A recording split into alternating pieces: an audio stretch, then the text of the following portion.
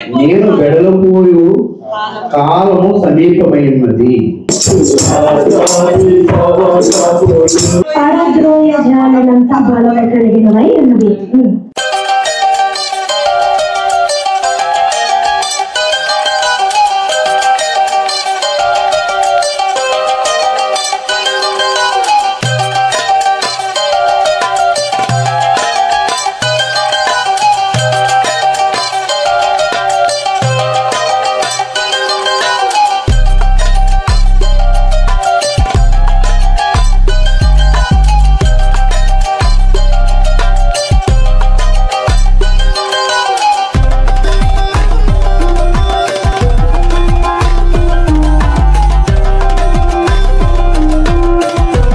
Israel దేశంలో చాలా మంది ఉన్నారు. అలాంటి వాళ్ళందరికీ తెలియచేయండి. హృదయ శుద్ధి కలిగి ఎవరైతే వస్తారో వారు ఇక్కడ తప్పకుండా స్వస్థతలు పొందుతారు. ఇది నేను 100% చెప్పగలుగుతాను. ఎందుకంటే మన దేవుడు స్వస్థపరిచే దేవుడు. ఆమేన్. మన దేవుడు స్వస్థపరిచే దేవుడు అండి. అటువంటి దేవుడి దగ్గరికి మనం వచ్చామంటే ఎందుకు విడిచిపెడతాడు దేవుడు? ఎవరిని కూడా విడిచిపెట్టడు. కానీ మనం లోకానుసారమైన ఆలోచన కలిగి వచ్చామనుకోండి, మనం ఎంత ప్రార్థన చేసినా అస్సలు ఉపయోగము లేదు. ఎవరి విషయంలో అయినా సరే మనము ఆత్మానుసారమైన ఆలోచన కలిగి దేవుళ్ళో ప్రార్థన చేసినప్పుడే మనం జరుగుతుంది. ఇదిగో నేను ఎరుసలేము ఒలీవల కొండపైన ప్రార్థన స్వస్థశాలకు వెళ్తున్నాను, దేవుడు నన్ను, నా కుటుంబాన్ని, నా బిడ్డలను ఆస్వాదిస్తాడని నిన్న నుంచి మీరు సిద్ధపడి ఉంటే ఎంత అద్భుతంగా ఉంటాయి తెలుసా అండి. అందుకనే 10 మంది స్త్రీల కోసం బైబిల్లో రాసి పెట్టాడు కదా. సిద్ధపడిన స్త్రీలు ఎంతమంది ఉన్నారు? ఇంకా మిగతా వాళ్ళు అందరూ వెళ్ళాలన్నారు. 10 మంది వెళ్ళాలి, ఎదురుకు చూడాలని దేవుడి దగ్గరికి. కానీ ఎంతమంది సిద్ధపడ్డారు అంటే దీన్ని బట్టి మనం చాలా అర్థం చేసుకోవాలి. ప్రార్థన చేసుకున్నాం. ప్రేమగల మా పరలోకపు తండ్రి, పరిశుద్ధుడా, మహోన్నతుడా, ఆశ్చర్యములు అద్భుతములు చేయదేవా, గత నెలంతా మమ్మల్ని కాచి కాపాడారు ప్రభువా. వెళ్ళలేని స్తోత్రములు. మీ కాపుదలు లేకపోతే ప్రభువా, మీ కృప లేకపోతే ఎవరేం చేయలేరు. మేము ఈరోజు సజీవ లెక్కలు ఉండేవాళ్ళు కాదు. ఈ రోజు మిమ్మల్ని ఆరాధించుకోవడానికి ప్రభువా మమ్మల్ని ఇంకా సజీవ లెక్కలు అందుకై స్తోత్రం. ప్రభువా మీ సేవకులను కూడా తీసుకొచ్చారు, అందుకై స్తోత్రములు. ఇద్దరు మహిమకరంగా చేయమని పెట్టుకోవచ్చు. యేసుక్రీస్తు ప్రభునామమున ప్రార్థించి పెట్టుకుంటున్నాం తండ్రి. ఆమేన్.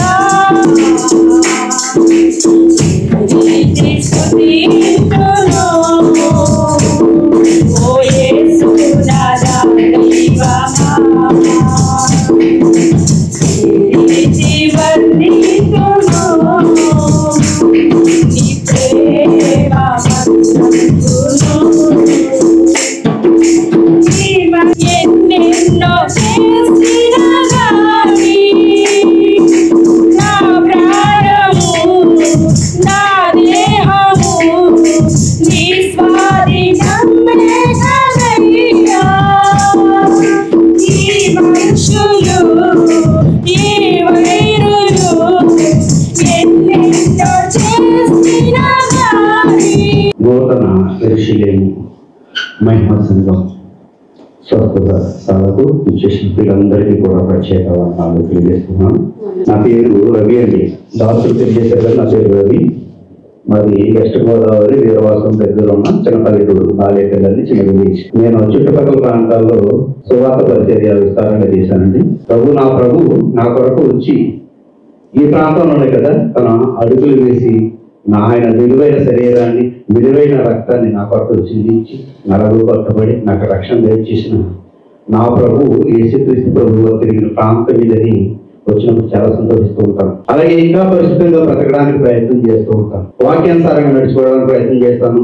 వాక్యాన్ని ప్రకటించడంలో ఇంకా కొత్తగా అంటే అర్థమయ్యే రీతిలో చెప్పడానికి ప్రయత్నం చేస్తాం. 4వ అధ్యాయము 7వ వచనం 6వ వచనం చదివితే, నేనిప్పుడే ప్రాణార్పణంగా పోయబడుచున్నాను, నేను వెడలిపోయు కాలము సమీపమైనది. అంటే పౌలు గారు ఏమవుతున్నారంటే ఇంకా మరణానికి సమీపంగా వెళ్తున్నారు. ఆ సమీపంగా వెళ్తున్నప్పుడు పౌలు గారు తిమోతితో చెప్తూ అంటున్నాడు, మంచి పోరాటము పోరాడి తిని నా పరుగు కడముట్టించి తిని విశ్వాసమును కాపాడుకుంటుని ఇక మీదట నా కొరకు నీతి కిరీటము ఉంచబడి ఉన్నది. ఆమేన్. అపోస్తలుడైన పౌలు తిమోతి తన కుమారుడు చెబుతూ, నేను నీకు అప్పగించిన యొక్క పరిచర్యలు ఎలా చేయ తెలుసా, నేను కూడా ఎలా జీవించాను భూమి మీద, ఎన్నో కష్టాలు అనుభవించాను, ఎన్నో ఇబ్బందులు ఎదుర్కొన్నాను, చివరి వరకు మంచిగా పోరాటం చేశాను. పోరాటం చేసిన తర్వాత నా పరుగును కడగుట్టిచ్చేస్తున్నాను. అంటే నేను మరణానికి సమీపం అయిపోతున్నాను. నేను చివరి వరకు విశ్వాసాన్ని కాపాడుకుంటున్నాను తెలియజేస్తున్నా అపోస్తలుడైన పౌలు తిమోతి చెప్తూ, తిమోతి ద్వారాగా ఇంకా మనకేం చెప్తున్నాడు, కిందకు వచ్చిన చూడండి, ఇక మీదట నా కొరకు నీతి కిరీటం ఉంచబడినది, ఆ దినమందు నీతి గల న్యాయాధిపతి అయిన ప్రభువు అది నాకు మాత్రమే కాకుండా తన ప్రత్యక్షతను అపేక్షించు వారందరికీ అనుగ్రహించు. అందరికంట అందరికంటే మనందరికీ ఆయన ప్రత్యక్షత అంటే ఆయన యొక్క రాక, ఆయన రాకను మనం ప్రత్యక్షత పరుచుతున్నాం. అంటే ఆయన రాకను మనం అపేక్షించాము, ఆయన రాకను మనం కనుగొన్నాము. ఎందుకంటే నమ్మకమైన సేవకుడు ఇప్పుడు కూడా ఎలా ఉంటాడండి, ఇలాగే ఉంటాడు. ఆమేన్.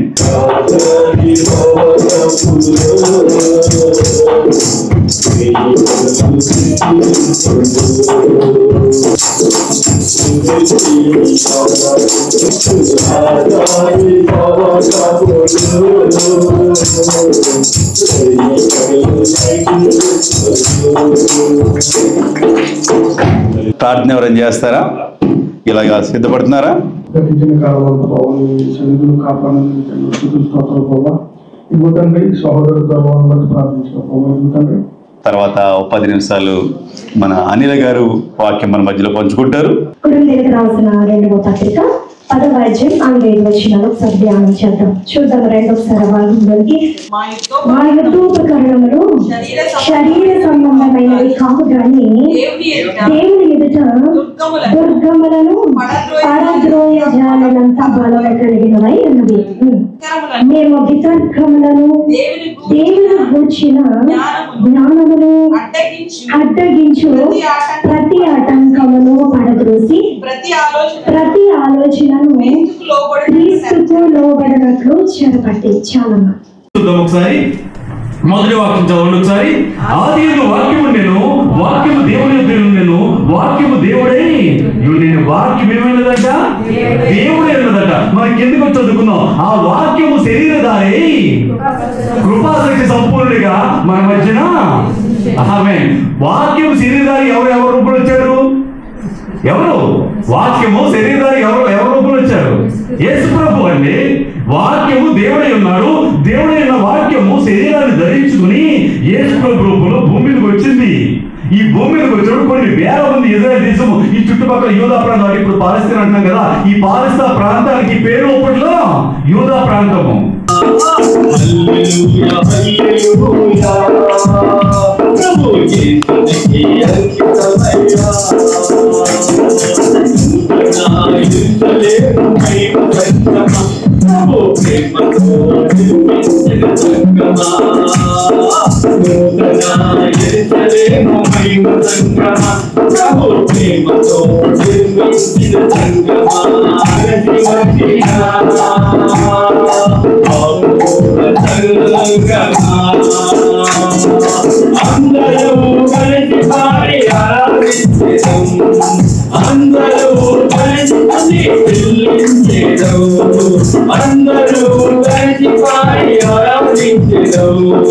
అందరూ అందరూ కలిసి చెల్లించేదం హల్లెలూయా హల్లెలూయా ప్రభు యేసునికి అంకితమయ్యా హల్లెలూయా హల్లెలూయా ప్రభు యేసునికి అంకితమయ్యా నూతన యేసుదేవ మహిమ సంగమా ప్రభు నిన్ను నిర్మించిన సంగమా నూతన యేసుదేవ మహిమ సంగమా ప్రభు నిన్ను నిర్మించిన సంగమా అద్భుతాలు చేయు యేసు ఆదరించు తండ్రి అద్భుతాలు చేయు యేసు ఆదరించు తండ్రి అందరినీ ప్రేమతో పిలుచుకున్నాడు అందరినీ ప్రేమతో పిలుచుకున్నాడు అక్కలారా అమ్మలారా ప్రార్థించండి హల్లెలూయా హల్లెలూయా ప్రభు యేసునికి అంకితమయ్యా హల్లెలూయా హల్లెలూయా ప్రభు యేసునికి అంకితమయ్యా హల్లెలూయా హల్లెలూయా నూతన యేసుదేవ మహిమ సంగమా ప్రభు ప్రేమతో నిర్మించిన సంగమా తండ్రి నిద్రపోడని వాక్యం సెలవిచ్చిన ప్రకారం ఇదిగో శాశ్వత కాలము ఇజ్రాయెల్ దేశం నిలుచుంటుందని వాక్యం సెలవిచ్చింది. భూమి ఉన్నంత వరకు ఇజ్రాయెల్ దేశం ఈ విధంగా స్థిరపడి ఉంటుందని వాక్యం సెలవిస్తుంది. ప్రార్థించండి ప్రార్థించండి. మన తండ్రి మన మధ్యలో ఉన్నాడు, మన తండ్రి మన మధ్యలో ఉన్నాడు. ఇజ్రాయెల్ దేశం కోసం ప్రార్థన చేయండి. ఎంతో అదృష్టాన్ని మనకి ఇచ్చాడు. ఈ దేశంలో పని చేసుకోవడానికి, ఈ దేశంలో నివసించడానికి మనం ధన్యులుగా ఏర్పాటు చేసుకుని ఉన్నాడు. దేవుని ప్రార్థన చేయండి. ఇప్పుడు మనం అసలు ఈ ఒలీవల కొండ మీద ఎందుకు ప్రార్థన చేసుకుంటాం? యేసుక్రీస్తు ప్రభు వారు కూడా ఇక్కడే ప్రార్థన చేశారు. ఆయన చివరి దినాల్లో ప్రాముఖ్యముగా ప్రార్థన కొరకు ఇక్కడే గడిపారు ఆయన.